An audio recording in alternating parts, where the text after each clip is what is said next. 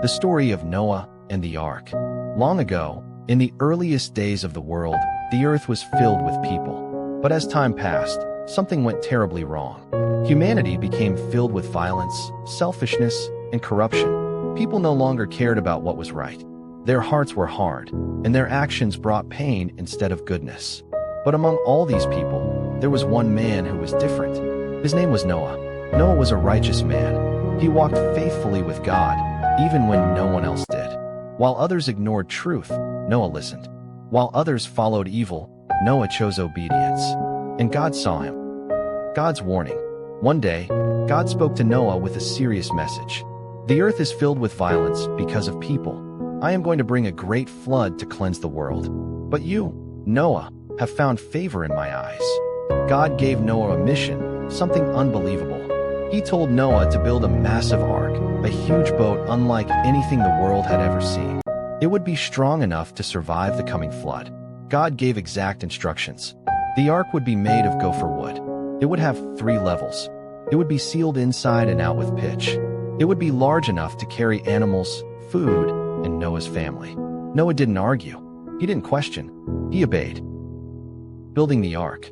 Day after day, Noah worked. People around him laughed. They mocked him. Why are you building a giant boat? There's no rain. You're crazy. But Noah kept going.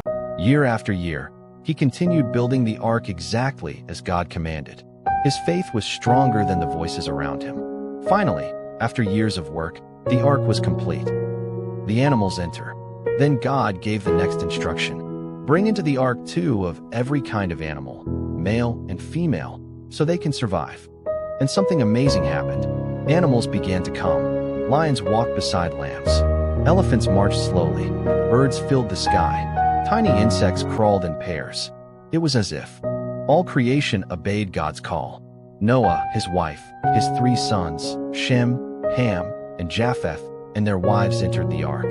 Then God himself shut the door. Water waved the great flood. Soon after, the sky darkened. Rain began to fall. At first, it was gentle. Then it grew stronger. Then unstoppable. For 40 days and 40 nights, rain poured from the sky. At the same time, waters burst up from beneath the earth. Rivers overflowed. Oceans rose. The entire world was covered in water. Mountains disappeared beneath the flood. Everything outside the ark was gone. But inside the ark, Noah and his family were safe. The ark floated on the endless waters, carried by God's protection. Hourglass not done waiting in the waters. The rain stopped after 40 days, but the water remained for many months. Inside the ark, Noah waited. Days turned into weeks. Weeks turned into months. Finally, the ark came to rest on the mountains of Ararat. But Noah needed to know if the earth was dry again. Dove the dove. Noah sent out a raven. It flew back and forth, but did not return with news. Then he sent a dove. The dove came back. There was nowhere to land. He waited and sent it again. This time, the dove returned with an olive leaf in its beak. A sign of hope. A sign that life was returning. After another wait, Noah sent the dove again. This time, it did not return. The earth was ready. Rainbow, a new beginning. God told Noah it was time. Come out of the ark. Noah, his family, and all the animals stepped onto dry land. The world was fresh and new. The first thing Noah did was build an altar and thank God.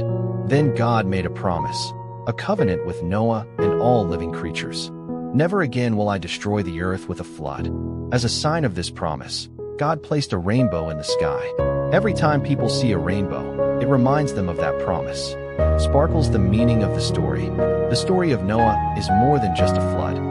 It is a story of faith in difficult times, obedience even when others doubt, God's justice and mercy, new beginnings.